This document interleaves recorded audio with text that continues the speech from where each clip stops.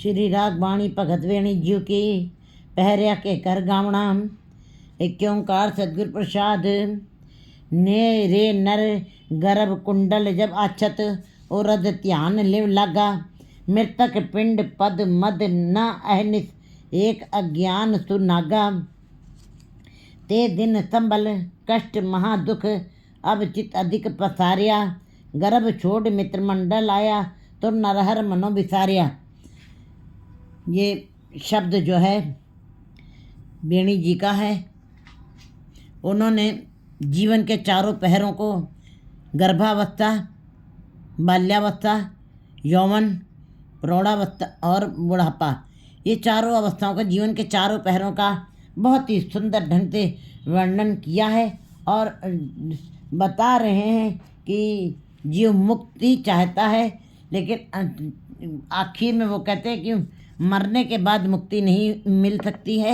मुक्ति कौन देखेगा। जीते जी मन को मार करके, विकारों को ख़त्म करके उस परमात्मा को प्राप्त करना चाहिए जीव को।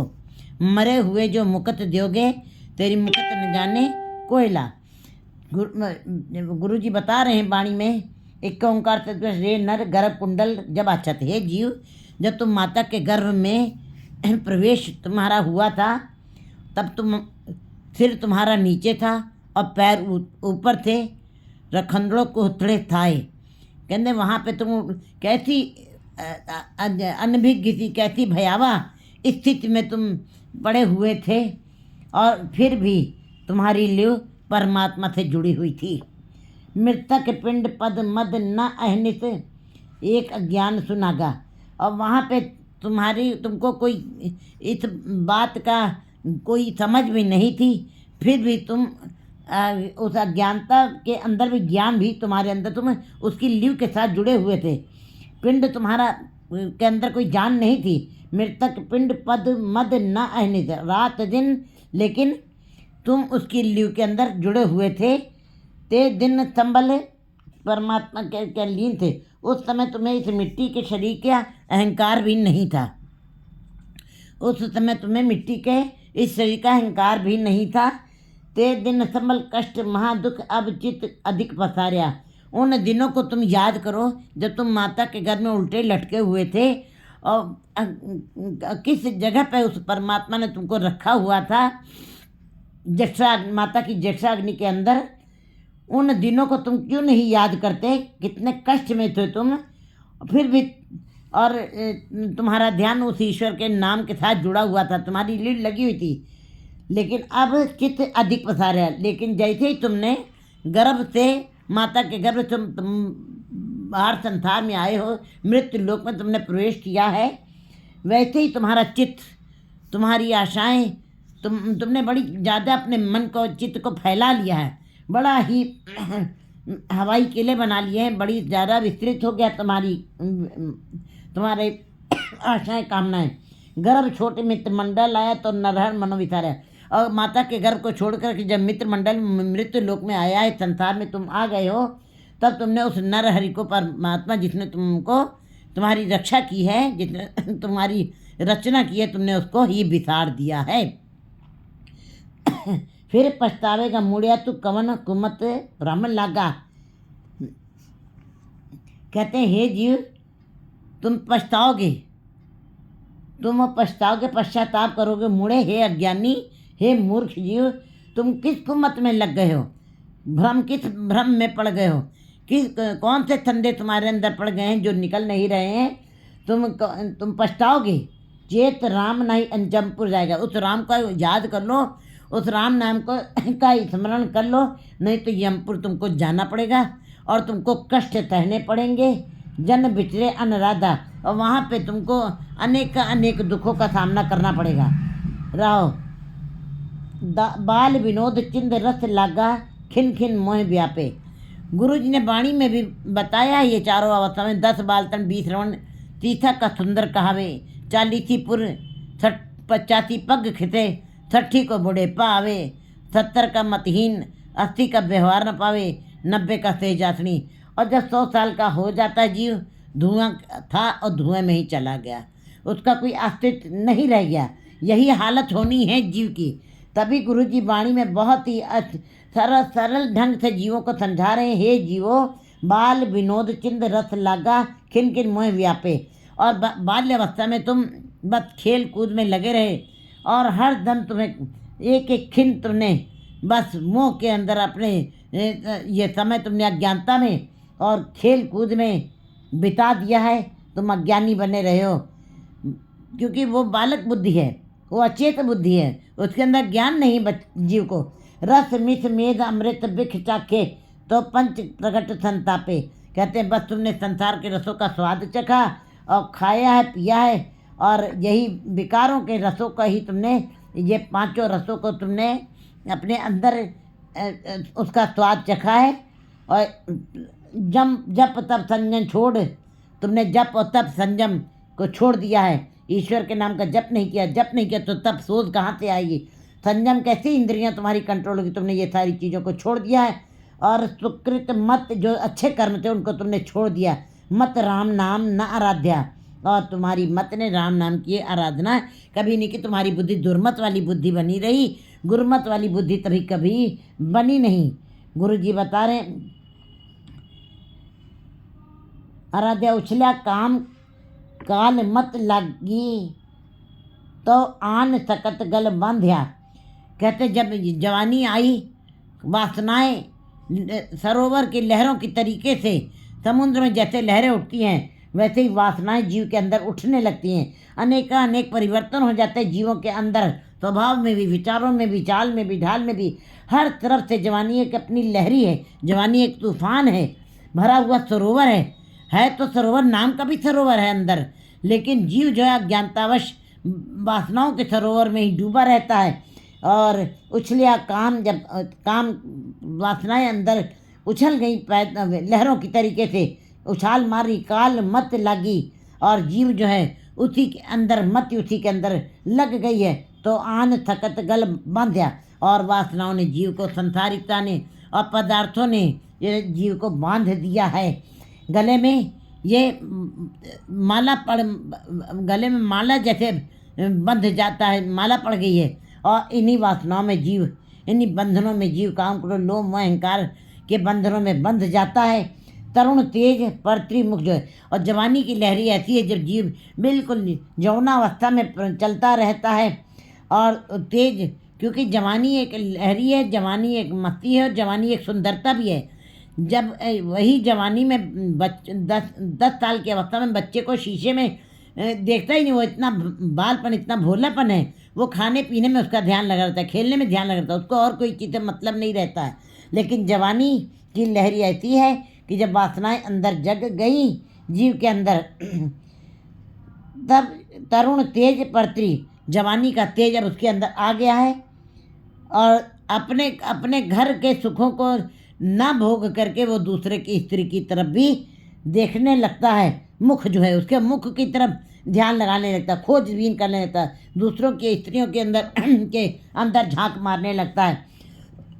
ऐसी कुप्रवृत्तियाँ उसके अंदर पैदा हो जाती हैं। सर अवसर न पहचाने, उसने अवसर की भी पहचान नहीं की। वो अवसर मिले चाहे जैसा भी समय असमय, सब में उसने बुरा ही दूसरे की स्त्री की तरफ ही उसने ध्यान लगा लिया है। इतना वासनाओं ने उछाल मारा है कि अब उसको उसके अंदर अज्ञानता आ गई है, इतना मस्त हो गया है कि उसकी आंखों के आगे माया का पर्दा पड़ गया, जवानी का पर्दा पड़ गया। उसको अवसर समय असमय की भी पहचान नहीं है, अच्छा समय या बुरे समय की भी पहचान नहीं कि मैं क्या करने जा रहा हूँ, अच्छे बुरे की भी पहचान नहीं कर पा रहा है।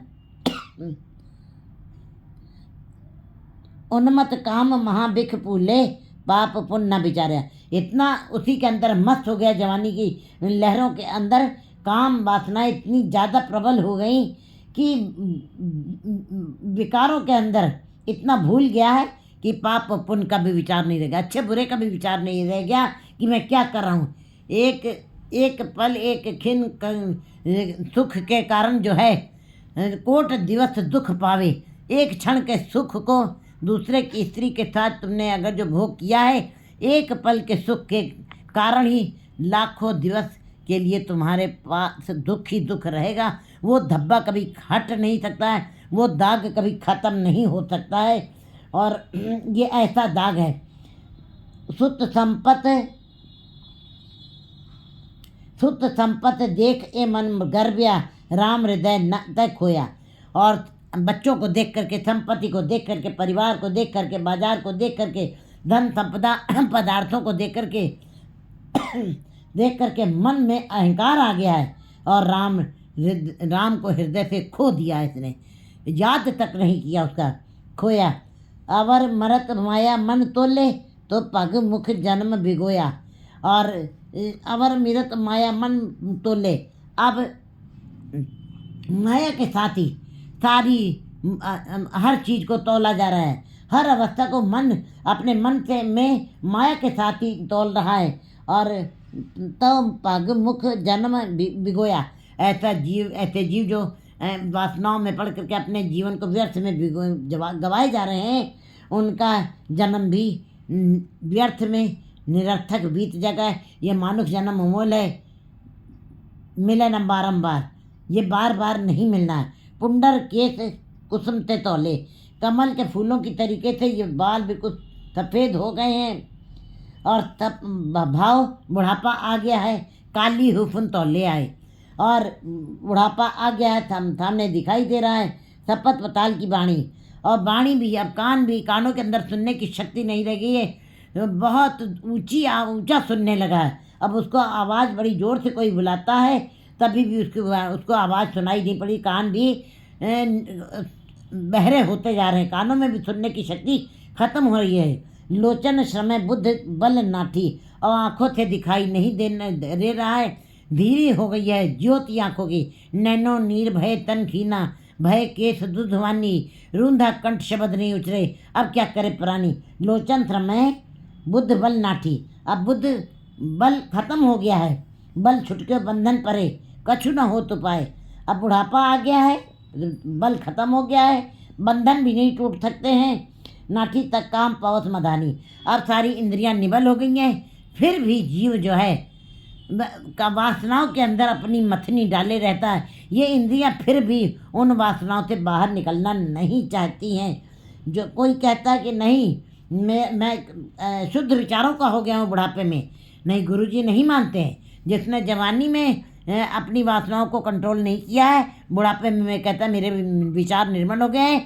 गुरुजी कहते हैं निर्मल नहीं हो गए, तुम्हारे अब अंदर इन इंद्रियों से पकड़ने की ताकत ही नहीं रह गई है, तो तुम्हारी इंद्रियां निर्मल हो गई हैं, तो तभी भी तुम अंदर से अभी अपनी गवाही नहीं कर पा रहे हो कि मैं बूढ़ा हो गया हूँ, मेरी इंद्रियां निर्बल हो गई हैं। अंदर तुम्हारे विचार वही वाले चल रहे हैं, वासनाएं नहीं खत्म हुई हैं।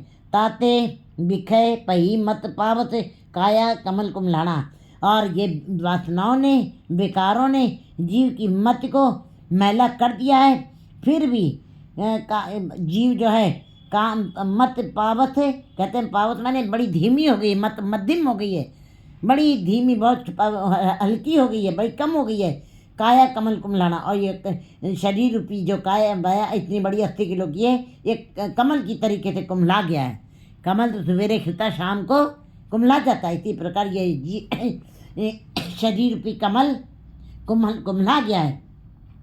अविगत बाण छोड़ मित्र मंडल, तो पाछे पछताना। ये मित्र मंडल को, ये परिवार को, ये संसार को, ये दोस्तों को, तुमको ये इस मंडली को छोड़ के जाना पड़ेगा। बाद में तुम्हें पश्चाताप ही मिलेगा। तुम्हें प्रथम ताप करना चाहिए, पश्चाताप मिलेगा। निकटी देह देख तुन उपजय, मान करत नहीं बुझे। और ये जीव जो है मान, ये सारी पदार्थों का, ये संसारिक धन का अंदर जो है मान पैदा हो गया इसके अंदर, मान करत नहीं बुझे। मान के कारण इसको इस बात की समझ नहीं रह गई है कि मेरी देह कमज़ोर हो रही है, मेरी देह से निर्बलताई आ गई है, मेरी इंद्रियां निबल हो रही हैं। लालच करण जीवन पद कारण लोचन का चुना छोड़, फिर भी इसके अंदर लालच बढ़ता ही जा रहा है। लोभी का वेसा न कीजिए, कहते हैं लालची आदमी जो है उसका कभी विश्वास नहीं करना चाहिए। वो तो कारण लोचन चाहे उसकी आंखों से कभी दिखाई दे भी ना, फिर भी उसका लालच कभी ख़त्म नहीं होता है। और थाका तेज उड्या मन पंखी, ये शरीर थक गया है और बिल्कुल इंद्रियां निर्बल हो गई हैं और ये मन रूपी पंखी उसमें से उड़ने का प्रयास करने लगा है।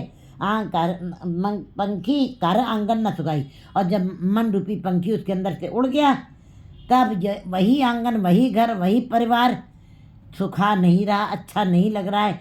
और घर के लोग ही उस ऐसे जीव को अपने घर में रखना नहीं चाहते, क्योंकि ये काया मैली है, ये काया दुर्गंधपूर्ण है, ये 24 घंटे में ही गंध मारने लगती है। घर आंगन, वही घर आंगन भी अब उसको उसके रहने से अच्छा बदबू मार रहा है। घर आंगन भी यही सोच रहा है ये कब जाए यहाँ चुटके, वो उसको भी भार स्वरूप लग रहे हो तुम। बेड़ी कहे सुनो रे भगतो मरण मुकत किन भाई। बेड़ी जी कहते हैं कि मरने के बाद कोई मुक्ति नहीं मिल सकती है। अगर जो मुक्ति पानी है तो कहते हैं जीते जी अपने अंदर से मन मरे धातु मर जाए, बिन मन मुए कहते हरि पाए। मन को विकारों की तरफ से मार दो, तुमको हरि मिल जाएगा। बिना मन को मारे हरि की प्राप्ति नहीं हो सकती है। 5